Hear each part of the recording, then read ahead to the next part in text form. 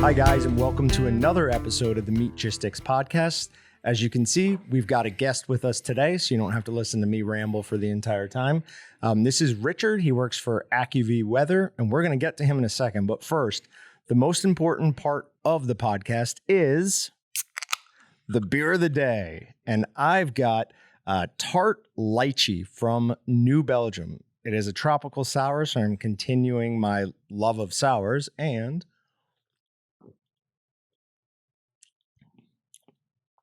yeah, that's really good. Oh, I really like that. And I'm relieved because I was telling Richard right before, I really like lychees or lychees. I don't even know any idea how you say it, but they're a delicious little fruit. But the other beer I had with a lychee was absolutely disgusting. So this one exceeds the expectations. Very, very good. I'm surprised you're drinking that after we had snow and ice and everything. Usually when I see the first snowfall, I retreat upwards in alcohol content and downwards in terms of sweetness. Well, hold on.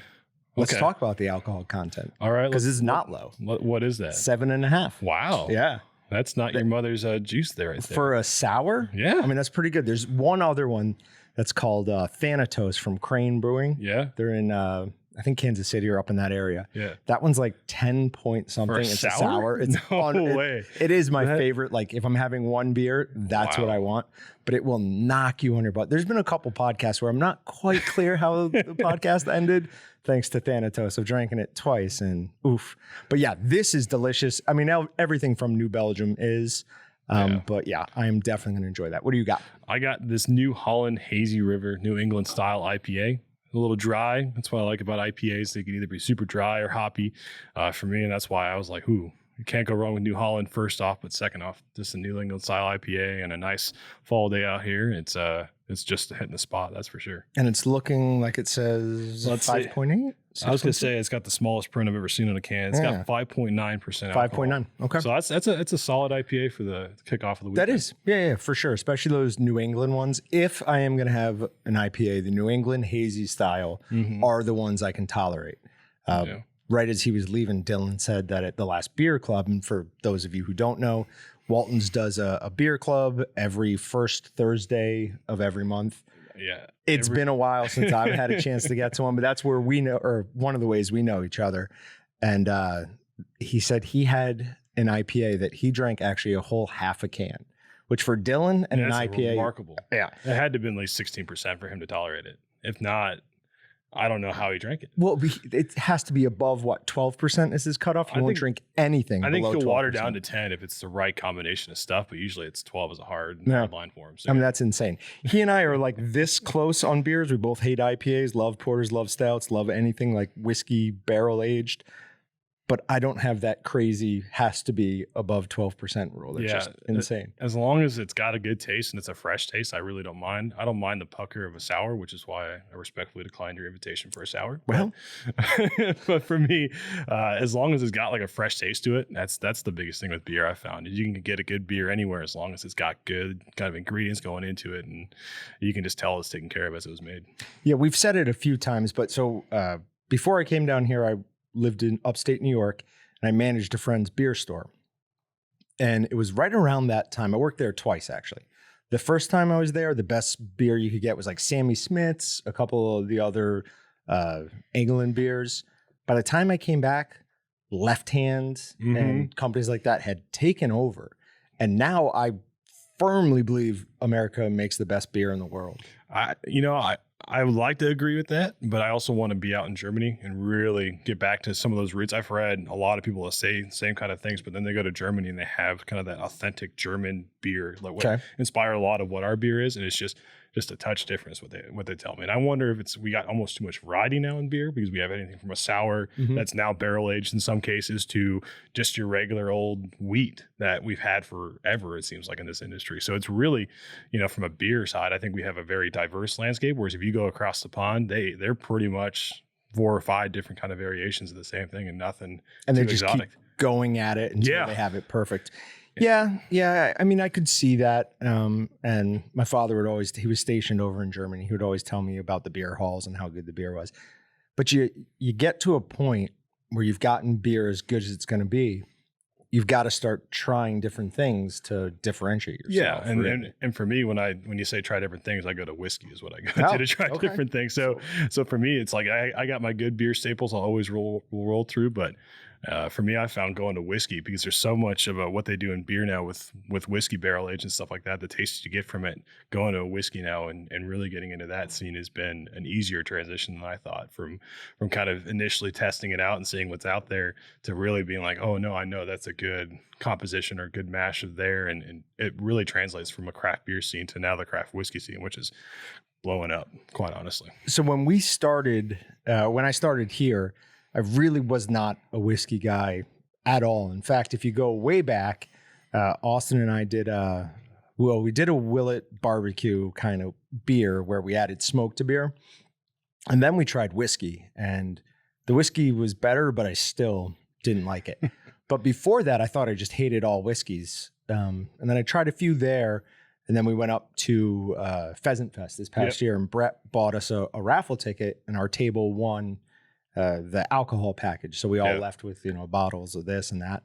And I had 2 whiskeys, and I brought them home. I'm like, oh, no, I really like this.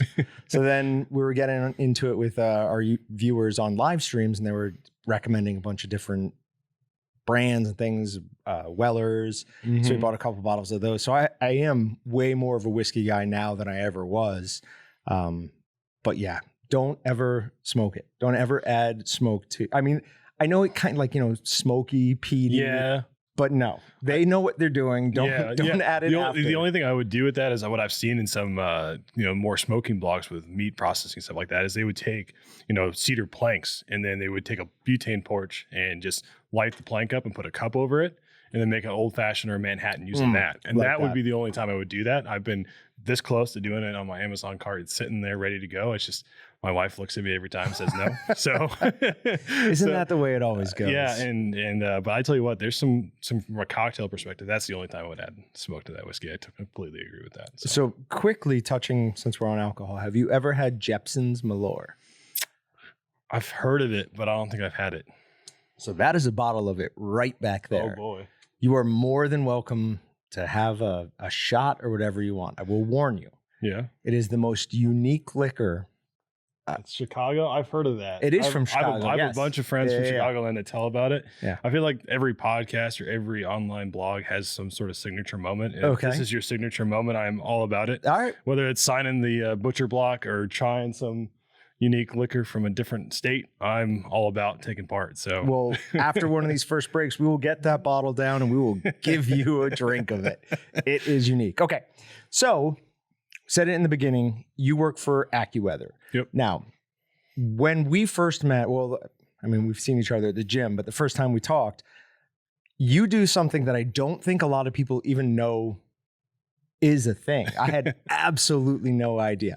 So why don't you explain quickly what your job is? Yeah. And how it's more unique than most people think. Yeah. So AccuWeather, everyone knows us from, our TV station. We're on DirecTV, Fios, and I think we're adding another platform here in the next couple of weeks.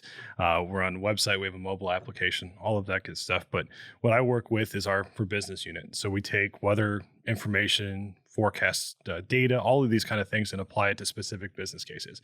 So if you have, let's say this location here, Walton's needs 24/7 monitoring for weather.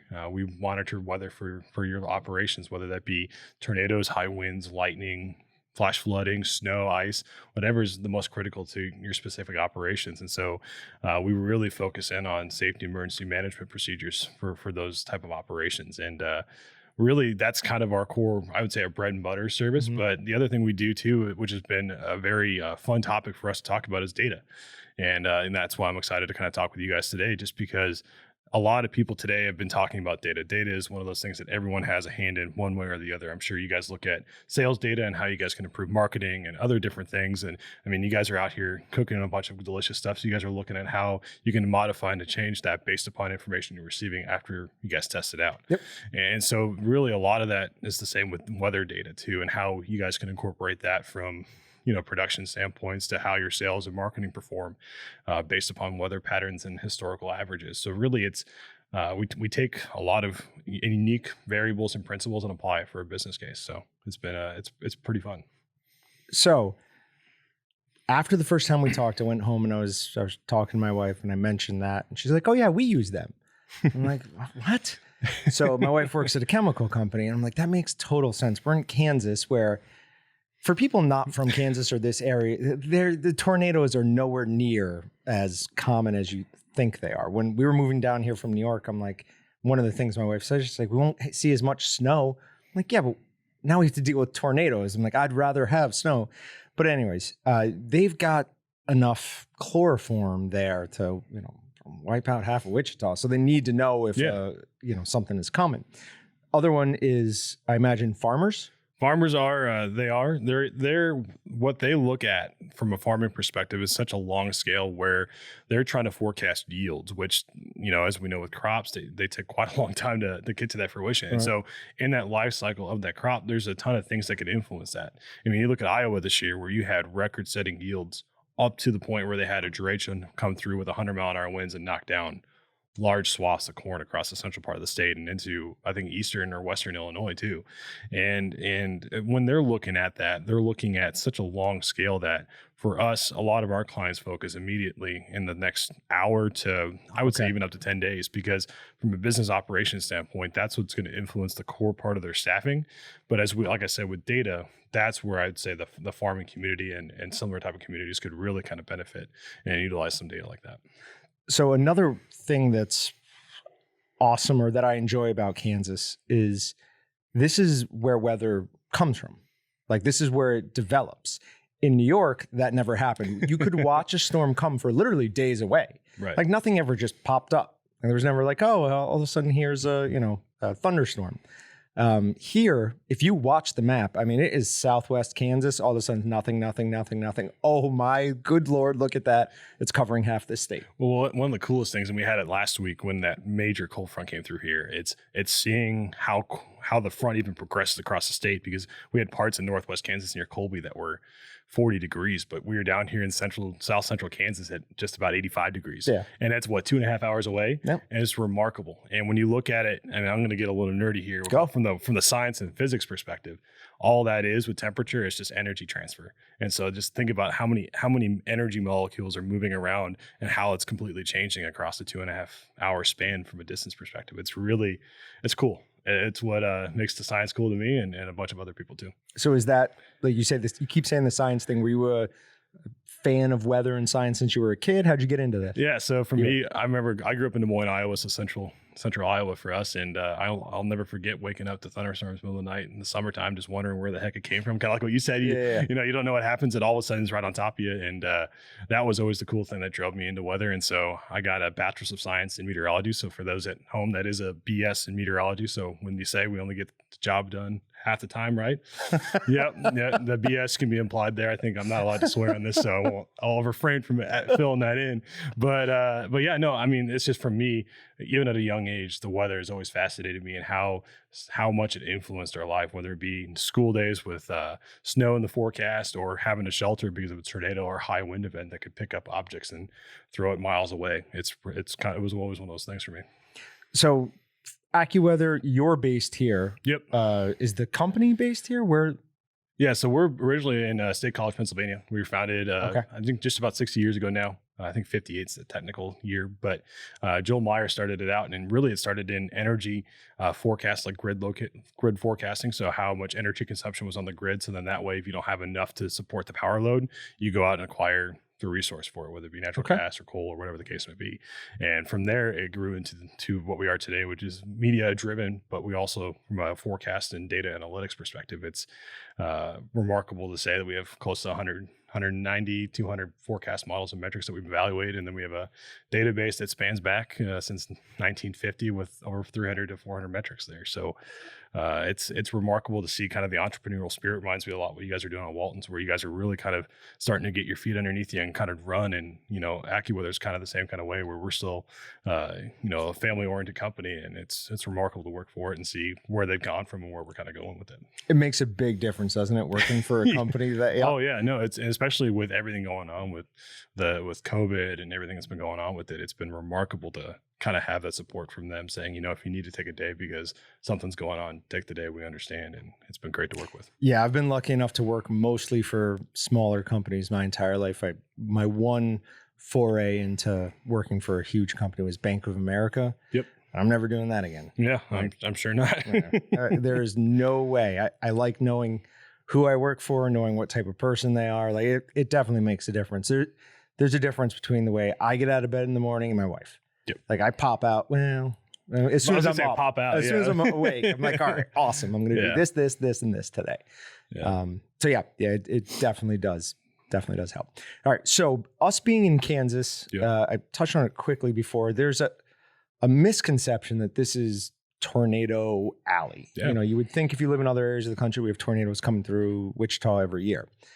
But it's really Oklahoma gets way more than we do, right? It kind of, honestly, right now we're seeing a lot of, there's what I would call weather volatility. And you've seen a lot more of it here recently where, we may not be getting the robust tornado activity that everyone kind of expects us to have. And same with Oklahoma for that matter. I think it's been quite some time since we've had El Reno and more. I think 2013, 2016 was the last time we really had those events. And so I would caution people to say I wouldn't rest on that lore because, quite honestly, it just takes the right amount of ingredients at the right time to produce something like that. And as we see across this, a lot of the Southeast right now with overnight tornadoes, I don't know if, COVID happened so quick, but in early March, we had Nashville occur overnight where you had 12:30, 1 o'clock, you had a tornado rolling up in a pretty major metropolitan area. And, our clients were getting advance notice from us independent of any government sources. And, they were getting 20 minutes of heads up, but, unfortunately we can't provide that to everybody. Right. And so they're waking up with 2 minutes to go before it's really an impact to them. So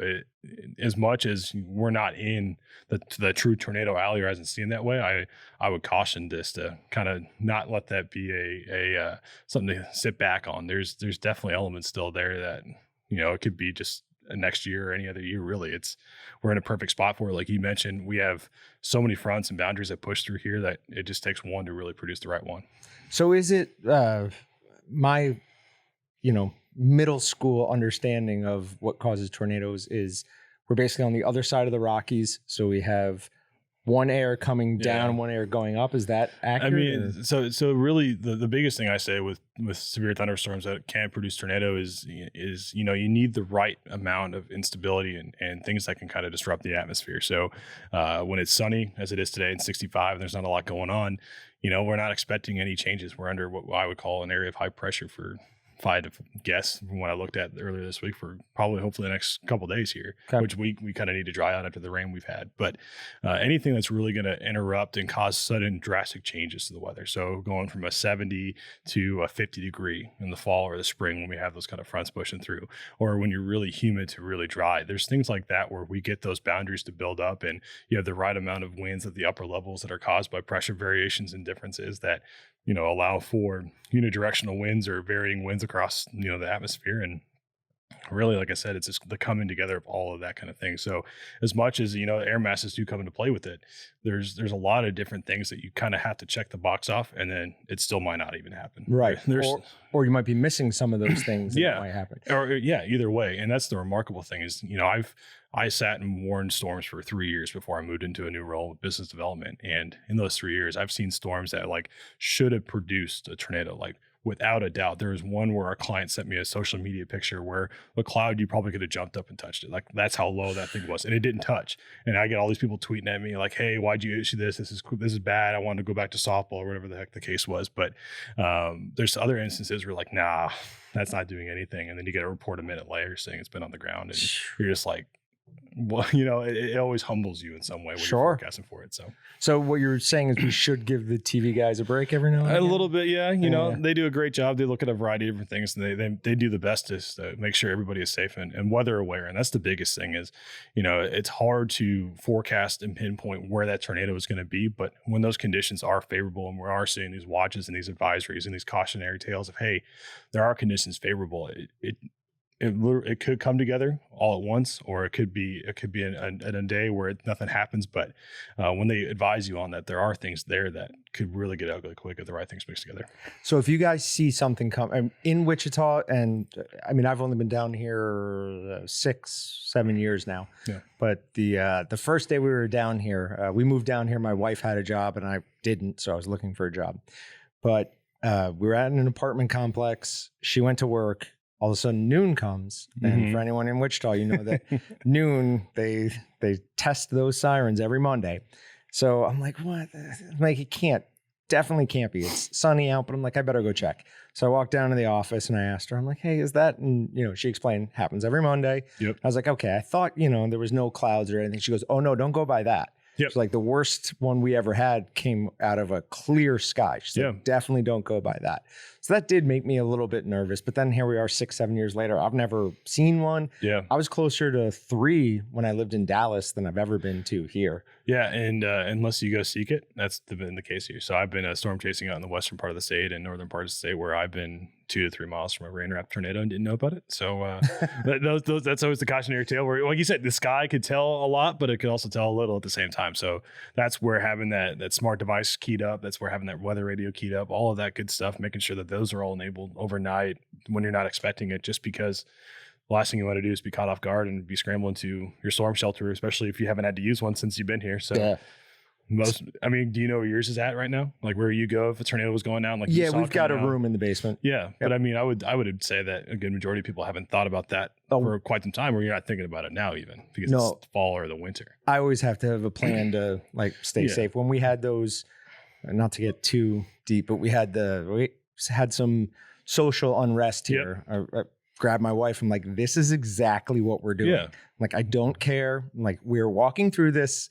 Like, you're taking the dogs, going into the bathroom. I'm out here with, this and that. And you'll reload while I'm like and I slept like a baby that night because I knew exactly what I was doing. I'm like, all right, we're good. Yeah. And I do the same with my wife when I'm not home, or if I was on the road traveling, visiting clients, I'd be like, hey, what do you do with a tornado? And she would look at me like, what do you mean? We've done this 15 times at this point. This is what you do. And I'm like, but I want you to repeat it to me just so then when I'm not here and something happens, 100%. You know that she knows what she, and absolutely helps. So what convinces someone to go chase these storms? Is it an adrenaline thing? Is it, I think I could say this. It's Friday and I'm having a nice beverage here. It's all adrenaline. Yeah. Is it really? It's adrenaline, and it's the love of the science. It's seeing all of these elements that you study about for years and years and do math equations about and learn about, and seeing it live in the element unfolding in front of you. Like, our weather radars on our phones and everything with that, they're great, but there's still a 5 to 10 minute delay from the data being returned, because for those that don't know, radar sends out, waves of energy and they return back. And it takes time to complete the scan of the radar. So every time it's about a 5 minute, they can't get down to a 1 minute scan if it is. Oh, wow. Is it really that long? Yeah. Yeah. So then you got to figure the data refresh latency. That's a lot of data that you're unfolding there. Okay. And so you're talking maybe 2-3 minutes on a consumer app at best, maybe 5. It's probably where I think most average if it's a good one. Okay. And so with that, you're 5 minutes behind on what's going on, right? And if it's moving 65 miles an hour, that's a pretty big difference. Yeah, yeah. Whereas if you're out in the field, you get to see that right then and there. And you're going to see, oh, yeah, I probably shouldn't be here because this is about to drop a tornado here. Or, oh, wow, this is really unfolding the way I thought it would. So we're in a good spot. But when you say see, you're talking about reading the instruments, because you mentioned rain-wrapped tornadoes before. Yeah, that is where you look at the storm and you're like, that doesn't look right. And you just look at your radar and you're like, yeah, that wasn't right. Where there's times where something in there. Yeah, something in there. Or like 2 years ago, I was sitting in the home office doing work, and I looked at the radar and I was like, that could get interesting. So I loaded me and my 2 lives up in our car, and we drove out to this open field I knew was nearby our house. And, truth be told, I looked at it and I was like, okay, pups, we're going to have 3 minutes here where we need to know this is going to get ugly or we're going to be okay. And thankfully it was okay. But I tell you what, that looked pretty interesting for a little bit there. So the one thing that I have continuously and still worry about is I've got 270-ish pounds of dog in my house. And they're both like, one dog is drugged daily for anxiety. And the other one is the biggest scaredy cat to noises I've ever seen. Like, if you pick up a bag around him, he will run and hide. And I've never hit the dog with anything, but if you pick up like a shovel, he will go running away. Yeah. It's like, what? But so I don't know what it's going to be like trying to corral them into this little room in the basement. I can imagine it's going to be. Peanut butter is what I recommend. 100%, right? Peanut butter with dogs is 100%. Absolutely. So. The one dog, he'll chase bunnies. He's no chance of catching them, but he'll chase them. But if I just grab a jar of peanut butter and come anywhere near his path, he'll smell it and just come right to it. I've classically conditioned my dog since we've been home. I've been doing a lot more oatmeal since it's been colder out. And so my oatmeal, I add brown sugar and peanut butter to it. So as soon as they hear me get the oatmeal out, they're right there because they know what's going to be coming down the line for them. So, all right. So we went and grabbed the Jeppson's Malore, which used to be, for anyone who's a recent listener, this used to be the penalty shot for a game Austin and I used to play where we would try to make the other one, or we try to make a meat product and the other one would have to guess what seasoning we'd used. But we did it, I don't know how many times, 12, something like that. And only one time did we get it right. And then we figured it's making us look like idiots. So we stopped doing it. And then that bottle went up there and has not been touched since. Great. For a good reason, as you're about to find out. Yeah. But I do like, he had the idea that this should be our signature moment. And I like that. It's a sign of good luck. You know, I texted some buddies from Chicago over the break and they're like, be careful. And that's what they told amongst other emojis I got from them. So it's so bad. It's so bad. I'm so happy I don't have to drink this right now. All right. Well, I saved some of my other beers. So thankfully I have some of that. So, hey, cheers to you guys. Thanks for having me on. You will need something to wash that down with. Oh, man. Why would you make that? How do you sell enough of that to produce that much? Wow. I swear at this point, it's got to be one of those things that you bring to like a housewarming party and you just leave. I'm pretty sure that's the only reason that exists. Oh my goodness. Bad. I describe it as very hot, yet also very bitter. Like, I don't know how you got those two things in one. I thought Mad Dog was bad. Oh, and then you got this gem here, which is a great thing to, like I said, if you have a housewarming party coming up, just take a bottle there, tell them it's some high-end thing that you saw that just said something to them, or better yet, they know what it is, pour it in something nice and really surprise them. That would be because how many people really check the seal of their liquor Try bottle? to trick each other with that, basically, is what we're saying. It's COVID's kind of putting a damper on the holidays. That might be a fun way to spice things up a little bit. Yep. Bring it back. Bring some fun back to your family parties with Jeppson's Malore Liquor, a Carl Jeppson company out of Chicago, USA. There's 35% alcohol of pure misery. I guess if you have that with some Italian beef is the big thing out there. If you had that with what's the big deep dish pizza? Deep dish pizza. I'm trying to think of some Portillo's out there. You have a little bit of that. Maybe that makes that just a little bit more like, oh yeah, that's a nice compliment to those hot peppers I'm having on that roast beef. No. Yeah. What is their hot pepper mix called? I think it's like a Chicago porcini. Yeah, it's something like that. It's something like that. It's that. I'm sure you guys. That is delicious. Yeah, no, 100%. I love that. 100%. But that might complement it. But that might be the only thing that complements. I can't think of anything else. It is bad. Mm-hmm. All right. So everybody, hunters, fishers, or fishermen, we all have our different things where we think like, I had an uncle who swore that fishing in the rain was better than not.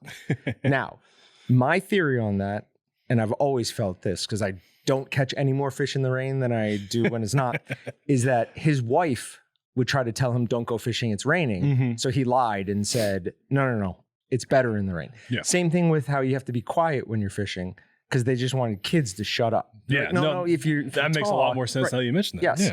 Yeah. But everybody has their, it's better right before a storm, after a storm, at this pressure, at that pressure. Yeah. So what are some things you can look for to see if a high pressure or a low pressure system is coming in? Are there markers? So the biggest thing I would say, if you're using hopefully the AccuWeather app, because that's who I work for, I'm going to shamelessly plug that as much as I can. But the biggest thing I would look for is those changes of temperature where like, oh, wow, it's going to get cold. If you say that, I would probably bet that there's a front moving through. Okay. And that's just it's like an easy way to look at it without looking at any fancy maps or anything else with that.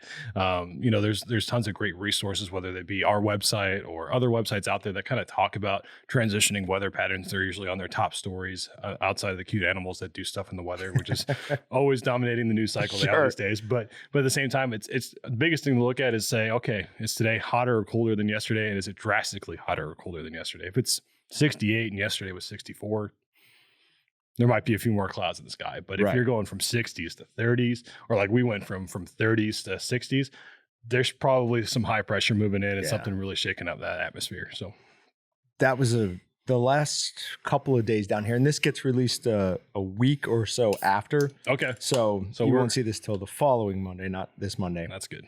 But yeah, that was insane change. I mean, we went from really, really warm to super cold in a day. Yeah. And that's an easy way to kind of look at it. And for me, for what we kind of look at from what we provide kind of clients from a longer range is kind of that what is that difference? We call is what we call departures from normal. You know, we look at a 30-year sample size of weather information. Okay. Temperature, precipitation, dew point, whatever, solar radiation, whatever the case is. And any difference from there that's substantial, you know, a couple of degrees or whatever, be above or below normal.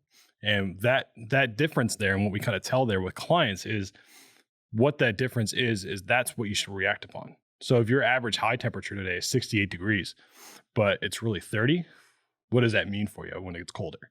So as a hunter, you know, if you may have some lures and some insight on what happens when it gets colder, you know, things like that, you guys can kind of key in on from what may be historical versus what's actual today, which is kind of unique to kind of show.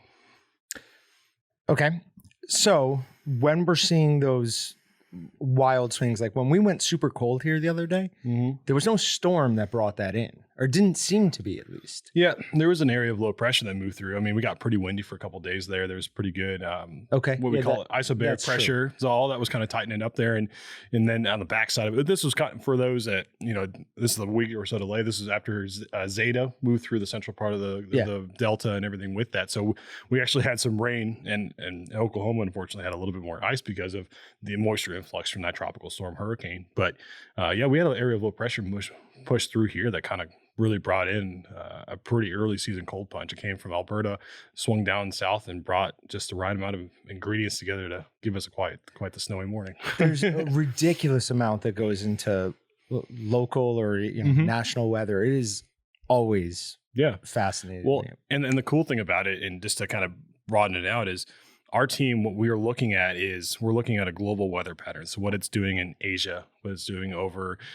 Greenland and Iceland and the UK, because what we'll do is we'll see where that's at. And then we'll say, okay, what weather pattern does this fit historically? Yeah. And we'll find, I don't know how many different matching setups, and that'll help drive our seasonal forecast. So when you see your winter is going to be more snow or colder, we're looking at those global weather patterns on a larger scale to kind of help guide and influence what we're forecasting. So when you're seeing those different, you know, wetter, drier, whatever the case is, we're looking at probably at least 30, 40 years of historical data there, and then matching that up with what's going on now, and then forecasting that out for 3 more months and kind of modeling with that. So our team is fantastic with it. They use a lot of data and a lot of computers, and it's remarkable to show. And as it pertains to, you know, kind of what we're talking about with hunting and fishing, you know, I'm willing to bet that some of those publications are kind of keying in on some of those things. If not, they probably could be, where they could say, okay, well, what's the highest amount of volume we've had, and how does that correlate to weather? Or if you're looking for new hunting gear, I bet you Cabela's and Dick's and all these other big box brands are looking at that saying, okay, well, Kansas, let's say, it's going to be colder this year. I don't know if it is or not. Don't quote me on that. Right. But if they are, I'm going to start pushing advertising to people in Kansas that they need new cold gear this year, because it's been 5 years since they've been this cold, to help influence my sales. I'm running more promotions. I'm promoting different products. Whereas if it's warmer, you're not promoting those products because you're not going to get them off the shelf, and you're also not inventorying those as much either. That's awesome. I had never would have thought of that, but that is an awesome use of weather data. I mean, that's And that's the crazy thing about weather data, and that's why, you know, I like talking to people about it, is because everyone, and you know, I bet you here at Walton's, you guys do it, where you guys know exactly what the most efficient process is to box and ship a product. Or you like to think so, right? Well, yeah, for sure. Have you been through our shipping? Yeah, it's amazing how well they have that set right. up. So you guys have had, you know, you've done studies, you've incorporated some machine learning, some AI, probably in some capacities, but a lot of these organizations have done that, and so they maximize that efficiency in house. But then when it gets outside of their control from a weather perspective, It's still not 100%, don't get me wrong, but it's better to kind of hedge your bets into what to expect versus when not to, because you could ship as many products as you can. But if you're shipping them continuously into adverse weather conditions, or you're putting them in markets where they're not going to sell because, it's colder or it's dry or it's wet or whatever the case is, you're not going to sell as much. You're going to have more of a backlog of inventory that either you have to bring back in or you're discounting heavily just to push out so you can get a new season in. Just to get rid of it. Yeah. Huh. That is absolutely fascinating. I have really always been fascinated by the weather. And I think it comes from growing up in upstate New York. I always wanted snow. So we get snow days. We're not to go to school. But it's like I said before, to be where weather comes from. Just to see it develop, it's absolutely fascinating. Well, and I'm willing to bet, and I haven't looked at this metric for quite some time, but we have a colleague of ours that works heavily in our data sciences, and he, for a client approached us saying, hey, how does heat or temperature or moisture impact cows? Not just beef cows, but dairy cows. Okay. And lactation output. And so he built a weather model around lactation output for cows to help forecast what the peak lactation period is going to be for cows based upon weather conditions. It's incredible. I mean, and we can provide the weather data to kind of line that up. Okay. I mean, that's huge, because then you're getting a lot of your herd in when they're at peak lactation, let's say, versus on a dead day where you're not getting anything out of them. So now you're stressing an animal for no apparent reason.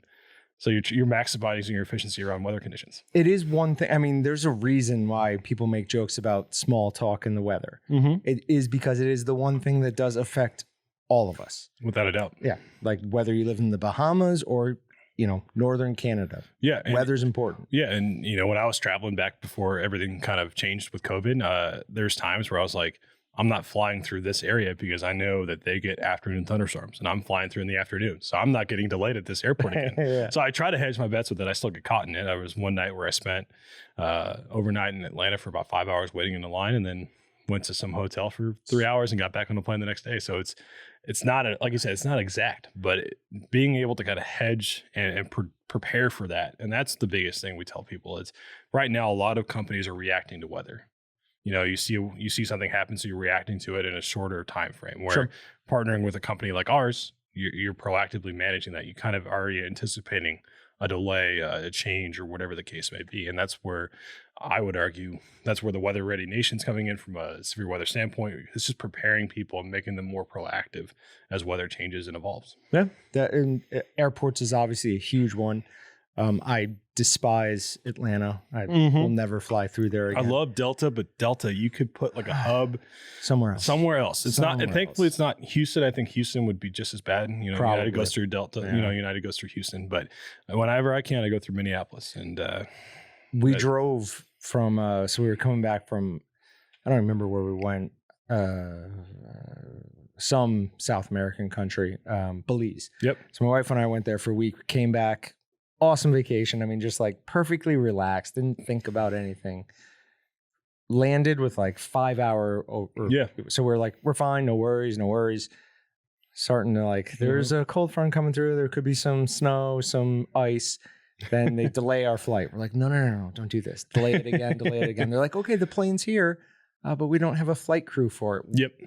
Got in a car, drove all the way back from Atlanta to Wichita. That's a lot of ambition. That's where I sit there and say, okay, you're putting me in a hotel. If not, then I just want to be home. Yeah, I know, and I get that. I completely get that. So, but yeah, no, I mean, it's just the amount of that when you really sit back and think about it. And granted, this wonderful beverage is kicking in a little bit more now, but at the same time, as much as that impacts your day to day, as simple as, can I walk the dogs today? Like, we couldn't walk our dogs for the last 3 or 4 days because it's been so cold and it's been so icy. It's been terrible here. But now that it's 60, 65 degrees, I'm out there almost as much as I can just to get them out. So, and I know, our folklore back growing up was as soon as it's 50 degrees and it's after Halloween, you put the Christmas lights up. No matter if it's the 2nd day of November, the 1st day of November, or the 15th of November, you put them up because you know that the next week or the week after, you're going to be like, yeah, there's a lot of snow on the ground. It's cold. I don't want to put Christmas lights up. I was getting ready to put them up this past weekend. My wife looked at the weather. She's like, you're stupid. Do it next weekend. I'm like, all right. Well, that's fine. But yeah, so we have everything all set up, all ready to go. It's all around the weather. But for so many reasons, for hunting season, for the type of meat products we make, this is my favorite time of the season. Like, summer is great. awesome. Minus the 100-degree heat we get. But down yeah, here. I do better when I would rather have it be 35 and snowy than 100 degrees with 80% humidity. I can't take 100% that. with you. Yeah. 100% with you. I cannot take that. So you walked in with a different hat than that. We gave you that hat because I couldn't stand to see you in a Michigan hat. Yeah. The big game this week, Michigan State, it's that doesn't matter this year. Really, Michigan State's so bad. Everyone asks me, because I'm an anomaly here in Kansas in the Midwest where I'm a Michigan fan. I'm not K-State, Iowa State, whatever fan. And not many Michigan fans around here. But they ask me, what do you think about Ohio State or Notre Dame or whatever? I'm like, good programs. Don't mind them a whole heck of a lot, but I hope Michigan State loses by 60 every single week. And I hope they lose by Rutgers. And sure enough, they lost by Rutgers last week. First win for Rutgers. Which is ridiculous. Which is awesome. First win in the Big Ten since 2017. Thank you, Michigan State, for giving them that. But yeah, so big week for us. I don't care how bad they are. I want to beat them by 80 or 100 if that's possible. I think Georgia Tech beat a team in the 1800s 228-0. If we could do that this week, I'd be happy. You'd be good with that? I'd be very happy with that. So Patrick and I are both fairly big Notre Dame fans. Yep. And when Notre Dame and Michigan kind of stopped playing, there was this push from weird people that they were like, well, that's the end of a huge rivalry. Like, we're not your biggest rival. No. You're not our biggest. Like, no, I think it's just that there were two such storied programs. It's like Duke and Kentucky playing. Right. Two really good, well-known programs, but not a huge rivalry. You can't tell me that rivalry was good when you had Brady Hoke coaching and who was the guy before Kelly? I can't remember. Was it Charlie Weiss? Charlie Weiss wasn't before. No, there was a guy in between that wasn't very good. Yeah, there was a guy in between. It was some guy, Coach Tommy Reese. I remember Denard Robinson tearing that team up because that team was awful. It was bad. Because Charlie Weiss didn't know how to recruit. He knew how to eat a hot dog, but he did not know how to recruit a quarterback. And scream at people. Oh, 100%. Yeah. The boosters at Notre Dame despised that man. I'm pretty sure this is they just got out of his contract too, which is just the funniest thing to me. It's They paid him so much. But yeah, so yeah, Notre Dame, I love playing them. It's great. It's a great rivalry, great tradition between both programs because they're blue. They're kind of like the original six of hockey in some ways. They're absolutely. Founding fathers of football in some way, other than Rutgers, who gets that lore, of course. But you obviously get more excited for Michigan State. I assume you get way more excited for Ohio State. Yeah, Ohio State. I was fortunate to go to the game last year, and really? Talk about weather. It was 20 degrees and snowing. My wife looked at me and was like, do we really have to go to this? I'm like, we're really going to this game? Oh, yeah. and when you get there and see that atmosphere there, it is hands down one of the most unique experiences you'll ever see. We stood with 113,000 people, which right now sounds ridiculous. Terrifying, right? You're like, not going to happen for a very long time. And, you're standing out in the cold, the snow and the sleet, whatever was going on. And all of a sudden you see the Ohio State band roll in and how cool that was to see them come in and how engaged they were with what they were doing in a visiting stadium. Like, you typically don't see that every Sunday. So we saw that. My wife got on one of the pregame shows because she was on someone's shoulders with a big sign behind Urban Meyer. So that was cool. But then just being in that environment, that stadium, even though we got knocked around a little too much there's nothing like it. Yeah, it was a bucket list for me. I'm glad I'll do it. And, getting to see a game at Notre Dame was one of the highlights. Yeah. You'll never forget it. 100%. So to completely change topics here, we were talking a little bit earlier about how this really is going to be the first year that there are a ton of people who are out processing their whatever. Mm-hmm. We're going to have to do it pretty much by themselves. Right. Like, there is but we have talked to a ton of processors who, in the past at least, relied pretty heavily on their deer processing during the season, who aren't taking any. Hats off to those processors for being that busy. That's a great problem to have in my book. Sure. And I know it's unfortunate for the hunt and game community, but for those small town processors, like I told you before show, my mom grew up in a town of 60, so you had meat lockers everywhere that did everybody's, whatever, whether it be beef, deer, whatever. And knowing that those communities are really booming because of this, it's unfortunate that you can't get your hunting in, but what they're doing is I hope at least people will still get their hunting in. The one thing, and we've said it probably too many times on this podcast by now, or at least I've said it. I don't think I've ever actually heard Austin say it. The silver lining from COVID, and it's been 2020 has been really, really tough for a lot of reasons. Yeah. But the one thing is we have gotten people to focus more on where their food is coming from. Without a doubt. Like it is a hugely important thing. Mhm. Like you have to, what's the saying? Secure your mask before you secure your neighbors. Make sure that you are okay. And then, you can start looking around. Right. But having a way to, beyond going to the supermarket and picking up steaks, picking up roasts, Mhm. whatever, having a way to secure that for your own family, it's not only a safety net, but it's also, a pride thing. Yeah. Like you feel good when you're feeding your family with something that you got. But yeah, it's been so tough. We wanted to do a couple of very basic deer processing videos here, but COVID even screwed that up. I was telling you before, we've had him on the podcast twice. Kurt from Backcountry Hunters and Anglers got a deprivation tag.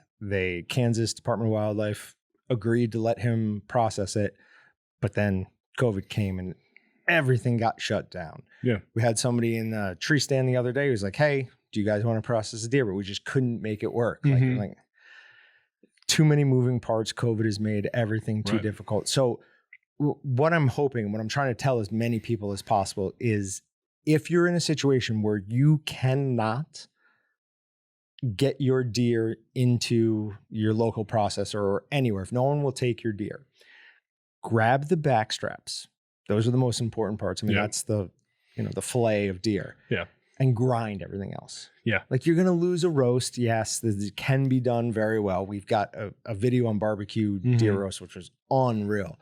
We injected it with my favorite injection seasoning, which is Paws Black Bull. No, and then that's so good. good. No matter what you do, deer, you do it in pot, you do it in pork shoulders, you can do it in brisket. Have you done it in chicken yet? Oh, is that good with chicken? Okay, I'm gonna have to try. I'm gonna write that down. What about turkey? Have you guys done it with turkey yet? I've done it in turkey as well. Okay. I mean, I've basically used it on everything at this point. Paws is the best. It's got like a brown sugar, soy, and something else it's perfect. Well, and it's just like, it's such a good staple for what you inject with that. Why would you stray away from it? It's kind of like that signature seasoning. Everyone's got that signature seasoning and you put it on anything no matter what the case is. Yeah, we really do need to change the name from Paws and make that one like a Walton's something. But then what are you going to, I mean, I like the name Paws. Even just using it, you're like, oh, this is Paws. Like, I know that this is Paws. Like Walton's Paws. Walton Paws. Papa Walton's. Waz.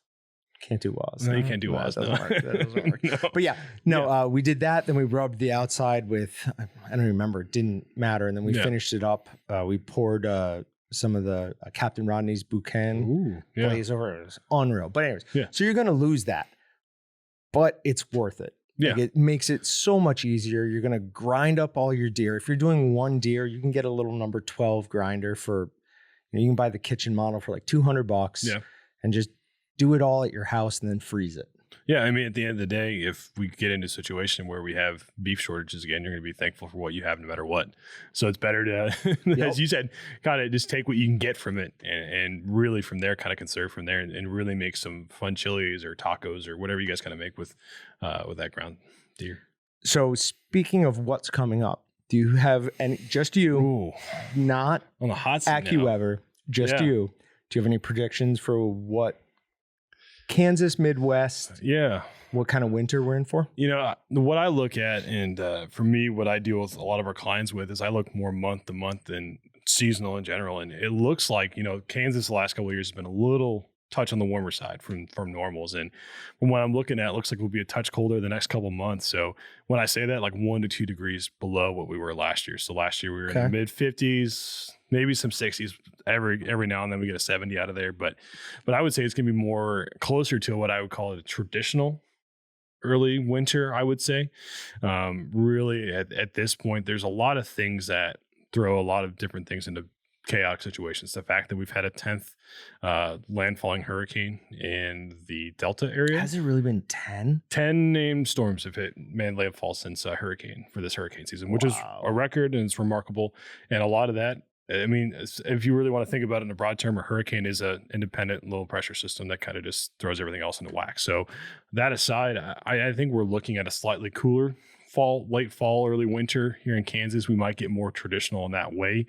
I would like to think we're getting more snow, but I would caution that any early snow that we may have seen. I know my parents in Des Moines got like 6 inches of snow a couple of weeks ago, which is just unheard of. In Minneapolis had at least 8 or 10 last week.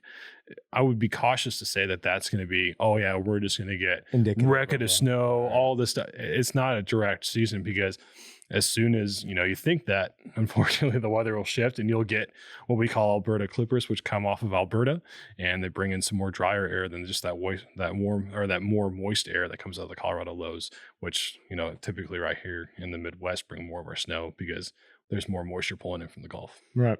All right. So if we're looking at possibly a colder next few months. Yeah, next couple months compared to last year, I'd say, yeah. For our viewers, I mean, I've had a blast during this conversation. I hope I hope so. For me, weather is one of those things where as soon as you get a meteorologist in there, like, you're wrong all the time. Like, why should I believe you? And I had a guy at church tell me that directly to the congregation. So that was great. So I got a text message chain from all my buddies from church saying, hey, you're wrong. They just told you you're wrong in front of everybody else. So I completely get it. But no, seriously, I love talking about weather, whether it be these changing seasons, which are the fall and the spring for me are always the most exciting because you have so much things that could happen, whether it be temperature, whether it be winds. It's such a fun time to be a meteorologist because there's so many things changing constantly and you don't know what it's really going to do in some ways. So do you feel the change is, I'm not a climate change denier. Yeah. I'm not, oh, wow. I know enough. No, I'm not. I know enough to know that I don't know what is going on. Do you feel like there's an increase in the change? Oh, and you signed it. Why would you do that off camera? We were going to do that on camera. We're going to do that on camera. So it's too late now that we're off camera, I did sign the Malort bottle. We're starting a new tradition. We will start a new tradition and they will sign it. You've already done it, so we don't have video evidence of it. But all right, sorry. I promise you that's my thing. Anyways, back to it. So climate is one of those fun topics I got to talk about with just about everybody because as soon as they ask me what their barbecue is going to be like this weekend, I get the next question of climate change, which is a great segue into it's natural, right? And which is always fun. But what I always say is that there is a warming there, but I would be cautionary to say that you driving a Ford Super Duty 350 is today what's causing it's causing it. There is a long-term effect. You got to remember that the world itself, if you think of how big the world is, think about the atmosphere that it surrounds it, that we benefit from a weather perspective and how long that takes to change something like that. I mean, we know current processes within different countries take a long time. So imagine that from a weather scale. It's in some ways in physics, for those that remember physics from high school or college or whatever, no, physics is never fun, but it's an equal and opposite force. And so when you have that counterbalance, it takes some time to kind of do that. And so we are seeing indications of warming. It's continuing to warm. How that's impacting the weather, it continues to present challenges to us and how we model and how we forecast things out. Every year we look at our data set and we apply what we call bias correction to the data to where we're accounting for things like climate change, things like warming temperatures and what we're expecting that to kind of do, because as you're looking at data, you want it to reflect what it's kind of currently doing now. So then when you forecast it out, it's accounting for that as well. So do you think, looking back on the last 5 years and the 10, 15 years before that, do you think there has been an accelerated change? I think you've seen more of a warming pattern. Okay. Definitely. I don't dispute that. You have the data to provide that you can see warming occurring. And I think it's something that we'll continue to see, whether I can't remember what the range is now. I think it's between 0.5 degree Celsius and 1 degree Celsius. And of course you have a meteorologist on here with a PhD that's going to comment back and say what the actual temperature is now. But at the same time, it's one of those things that we need to be cognizant of. And that's where, I think the discussion around renewables is appropriate, because I think that we can do some things now that can help kind of curb that a little bit more, but it also needs to be sustainable in some ways. Yep. My wife's mom and dad have had, in upstate New York, have had solar panels on the front and roof of their house for like 10, 15 years. And I don't know about you, but have you looked at that new Hummer? Oh my goodness. For those at home haven't looked at the new Hummer, the Hummer is coming back as an EV. No, I think I did see it. But I think their top of the line model, which is sold out, which is really unfortunate. I think I had like 11,000 horsepower. I'm like, are you kidding me? What would you need that much horsepower for other than to say 1,100? Yeah, like 11,000. Sorry, 11,000. Sorry, one more zero. Yeah. No. I'm saying you're saying 11,000. You must mean 1,100. No, I'm pretty sure it's 11,000. We can fact check this afterwards and put it in the comments. But that would be by far the most powerful car of all time. Yeah, 100%. By many factors. Crazy. Okay. But there's a ton of new EV stuff out there that is promoting it, and if we have the infrastructure to support it, why not? Yeah. No, absolutely. Renewables are a great idea as a add-on.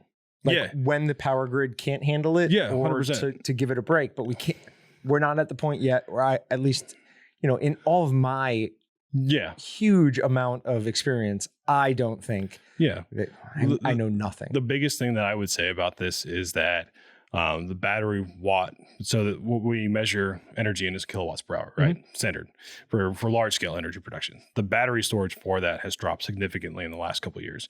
Last year, when I looked at it, it dropped $100 per kilowatt hour. Yep. So it's becoming more sustainable and affordable for everyday folks like us. Yep. And if that becomes the case, I know personally I've looked at it because I'm like, if I can generate my own power and store it, why not? Especially with our neighbors down south in Oklahoma that are without power and they're relying on a natural gas generator. It's crazy to think about that.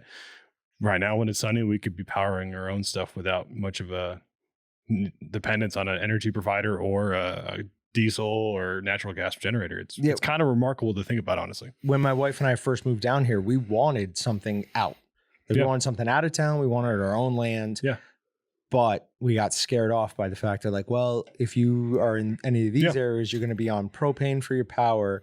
And that just freaked us out. We're like, I've never done that. I have no experience. You just get a big old tank for it. Right. But it freaked us out. So I completely went ahead and we're in a HOA. We love our house. Gorgeous house. You're probably the president of the HOA too, if I had to guess. I'm on the board. I don't like. No, you did not. You did not. Oh man, roped into you answered the fifth knock, and you are now an elected member of your HOA. I really do despise. So are you promoting energy sustainability in your homeowners association, putting the power sources on the gazebos or the playgrounds? Nothing. No, we don't have any of that. Okay, we pay a ridiculous amount to belong to our, to be in our HOA. Everyone and we get nothing for it other than they do mow our lawn. Which is more than most people get. Nice. So, I mean, it is something. So you guys are using E85 then for that, right? Yeah. Yeah.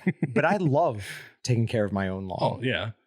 But when it's like 100 and something degrees to come home and it's already mowed, that's pretty. It's pretty nice. I don't know about you, but for me, that's my summer stress release. A long day at work. I'm going to go mow the lawn for an hour and a half. Feels awesome. Yeah, and you put your ear pods in or podcast, whatever, or you don't listen to anything because the mower's so loud that you can't hear anybody. So when the wife's calling you, ask you to do something, you say, "What? I can't hear you. No, I can't hear you." Sorry, honey. But to kind of tie it back to climate change and everything with that. There is an impact there. There is things we're going to have to monitor from a water rising standpoint and all of that. And it's just something to be, I would say, to educate yourself on it. There's a lot of rhetoric out there, pro and against what's going on with it. And I would just say, just kind of be informed, look at the data, look at as much as those articles are fun to read, scholarly articles that kind of talk about that, because that's where you're going to get kind of the real kind of story. I'm sorry, did you say they're fun to read? That was more sarcastic. Oh, okay. If you want something good to put you to sleep, read a scholarly article. Because Dylan will send me some of those articles on meat processing. I'm like, I by the third sentence, I'm like, I don't understand what they're talking about anymore. It's for whatever reason, when you get your PhD, you get the right to use $5 words is what I call them. And I'm just like, you could have used a $2 word and half the people would understand. Everybody would have gotten it. But because you have a PhD, you have to at least drop one of those every other sentence. But yeah, so that's what I would encourage, is just look at like some sources there. And I know here in the Midwest, there's been a more recent swing with it. There's a lot of new development by Mid American Energy in the Iowa Omaha area from, I think they're Berkshire Hathaway subsidiary, if I'm not mistaken. And so they're doing a bunch of wind and solar development, and West Texas is blowing up with that, and obviously Southern California and the Southwest is really starting to get into it, which is kind of cool to see. And we should be doing that. I mean, renewables make sense as long as we're not relying on it. Berkshire Hathaway, they have bought at least 6 lots in my neighborhood in the last 6 months, and I never seen them at all. That's who we went through. So they, really? Yeah, great realtors, great. I have no problem with them. Well, they have come in and taken over at least my area. So maybe you'll see Warren Buffett knocking on your doorstep to wonder what's going on with that HOA. Certainly not going to turn them away. No, I would not. All right, so I've had a great time. This has been an awesome conversation. Thanks for the invite. We will absolutely have you back. Hopefully listeners enjoyed that. I imagine they did. I think everybody is fascinated Yeah. in some way by the weather. Because like we said earlier, it affects literally every person on the face of the earth. Yeah. And going into like how we were talking about the colder weather there, and I was telling John a little bit more off camera here that even early on this year, I've noticed from my recreational grilling, I'm not as fancy as you guys are, but I put a brisket on the grill for my parents last week, and it was a little colder out in the morning, low 30s, upper 20s, whatever it was, and my wood pellet grill just took forever to get up to that one temperature before you can bump it up to what you want to cook it at, and I'm like, okay. You can really kind of feel some of that early fall kind of weather kind of sinking in on my recreational grilling. Now, do you have a Green Mountain? Green Mountain grill, yeah. So it could be that. It could be that. And it definitely does come into effect. The outside temperature. And another thing a lot of people don't take into account is humidity. Yep. The relative humidity will absolutely change the length of your smoke. Someone's saying, it took me 14 hours to, cook these snack sticks. Well, they live at 12,000 feet in Colorado. I'm like, well, the air is dry. It's going to take forever. But it also, you want to check your auger. Yep. Make sure that whatever that heating sensor is down there. Yeah. Because I had the same thing. I'm like, why won't it go above 130? Well, right. And I usually restart it and go because I haven't cleaned mine out. I'm a bad grill owner with that. But this time it was just like, you could tell it was struggling. It was just struggling. I got out there and it was like, it is kind of cool. It's trying, right? And maybe that's where that nice thermal blanket comes into play. If you really want to surpass it, for me, it went from a 15-minute process to maybe a 30-minute. So I just put my brisket on the counter, and so it's a little bit longer. Yeah, that's not terrible. It's not terrible with all things considered, but it's one of those things where if you're like, okay, I got to get this brisket on the grill by here, so I can put my potatoes on the grill by here, my mac and cheese on the grill by here. Trying to plan anything out the best you can. It might take just a touch longer if you don't have one of those nice thermal blankets. Nothing makes you feel better as a grill master. Very few things make you feel better as a man than getting everything ready at the same point. Yes. Everything is excellent. And like, yes, I've mastered being a man. Yes. I've served everybody at this table the perfect meal. Yes, without a doubt. And taking that little temperature difference might be the key there for early season stuff. Yep. And thermal blankets absolutely can be an effective tool in fighting against that. But not everybody has that. No. And there are some people will say there are problems with them. I won't go into what those are. So your best bet is to plan ahead and start it up earlier. Yeah, that's what I would say. I think I started mine around 4:30, and I was like, it might be a touch early. I got to get to the gym by 6 or whatever. But no, thankfully, I was about 5 o'clock. I was like, oh, this should be done by now. And thankfully, I was able to put the brisket on just before I went to the gym and got. So this is totally somewhat related from how we know each other. Was from the gym. Yep. I built a power rack in my I can see that. garage, and I'm never going back to the gym. I don't blame you. It's not from it's not that I don't want to interact with people from COVID or anything like that. It's just that I don't want to interact with people early in the morning. Yeah, no, for you and I think you kind of said it. I don't mind being at home. I think it's a great thing. I don't have to worry about bad driving. I don't have to worry about stoplights. I don't have to worry about a lot of things. But for me, it's like, we don't have space for power rack, so unfortunately I had to go back to a gym. But I tell you what, we were close with Peloton or one of the other bikes out there that has the full subscription service. And I wouldn't be surprised if we actually do that, if we have a second surge that closes everything down, because you got to rely on it now. Did you see what was happening in Paris today? I did not. My global news was off today because of Germany. Yesterday, I think Germany went 4 weeks, no bars, you had to be critical, which how you define critical is beyond me. I would say going to the liquor store is defined as critical. So why isn't that open to the bar? Well, they were here. Yeah. Oh, yeah. Yep. We're critical, luckily. Oh, that's a good thing. If they had locked me in my house and still wasn't able to work for however long it's been, I would be 100% insane by now. Could you imagine right now if we were at your house with your dogs right now, how crazy that would be? No. And this is like when we ran into a point with Waltons, and I think we've shared this before, where we did send almost everybody home, and they wanted to send me home. And I was like, please don't do that to me.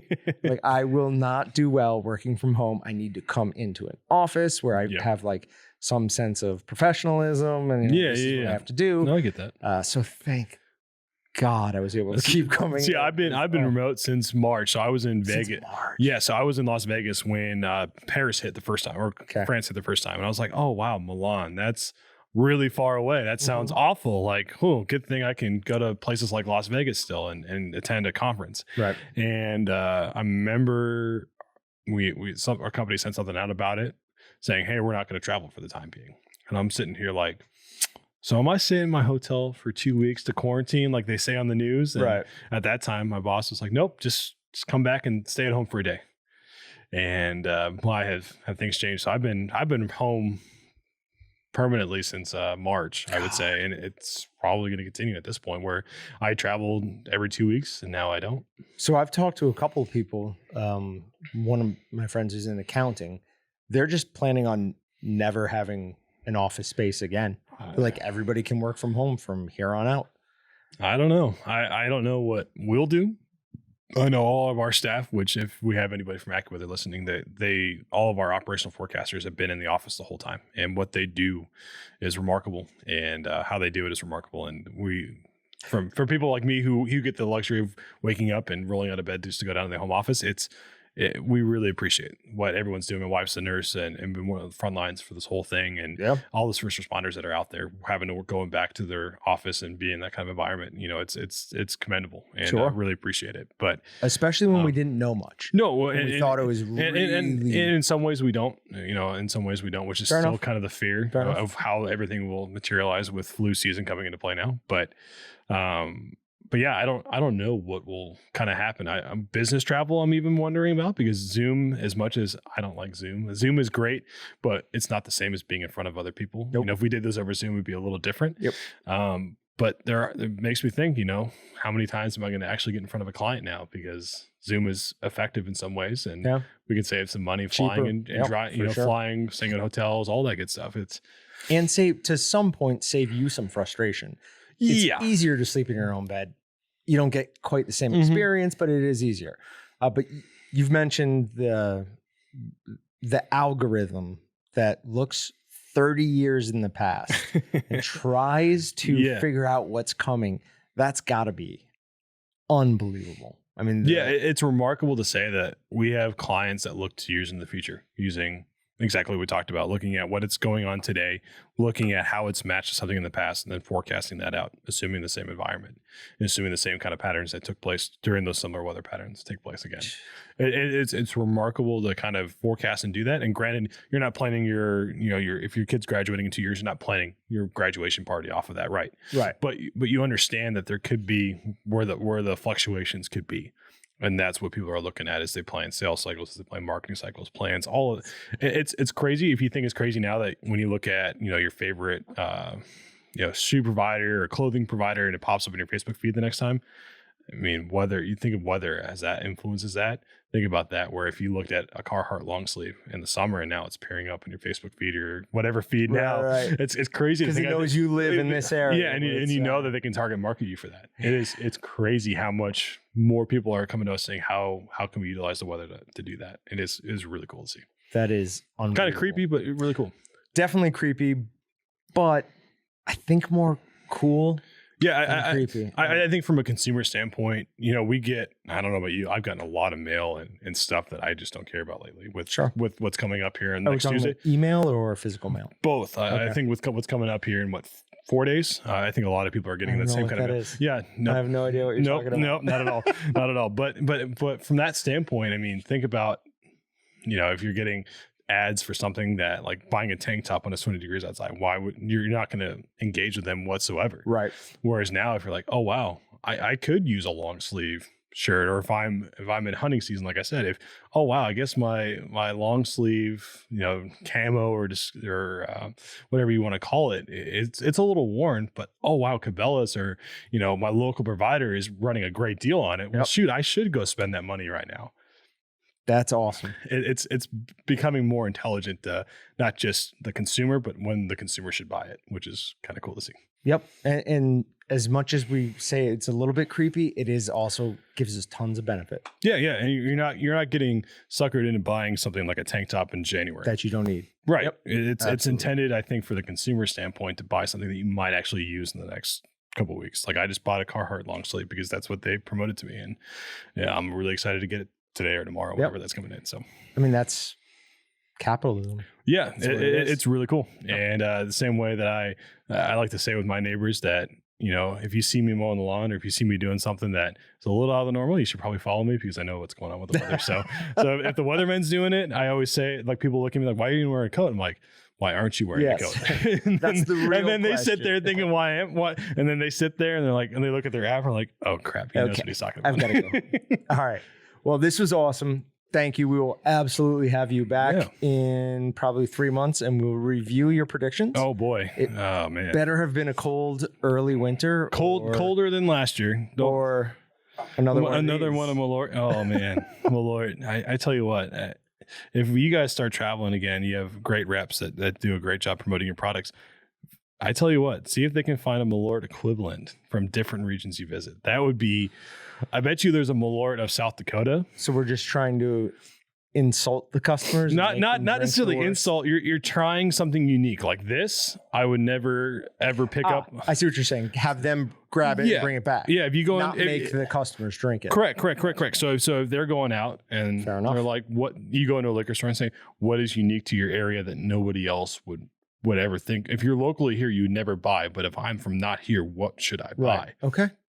I like this idea. It's kind of a fun thing.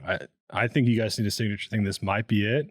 If not, there's a lot of other cool things you guys could do. But this is a cool one. Yeah. I would warn a lot more people before they come on your show, though, that they're doing the Lord. This might be a possibility. All right. So, guys, if you have anything you want us to cover, topics, people you want on the show, email us at podcast@waltonsinc.com. It might be a couple of days or unfortunately like a week or so now until we get back with you. We are unbelievably busy, but we are absolutely doing our best to keep up with everything. So once again, thank you for listening. Thank you for being here. Yeah, thank you, John. And hey, shameless plug for people that are interested in the winter weather. We are having a winter weather webinar for a lot of our clients here. So maybe I'll drop John a link here to include with everything. If you are a company that is worried about the upcoming weather season 100%. Or wants to know more about it, school districts, we work with a lot of smaller organizations as well. Please go ahead and sign up for it. Tend to understand what's going on with the weather and, hopefully you get something out of it. Yep. We will include that in our post on Meatgistics and our social media posts about the podcast. That'd be great. All right. Thanks, man. Yeah, I appreciate it. See you guys.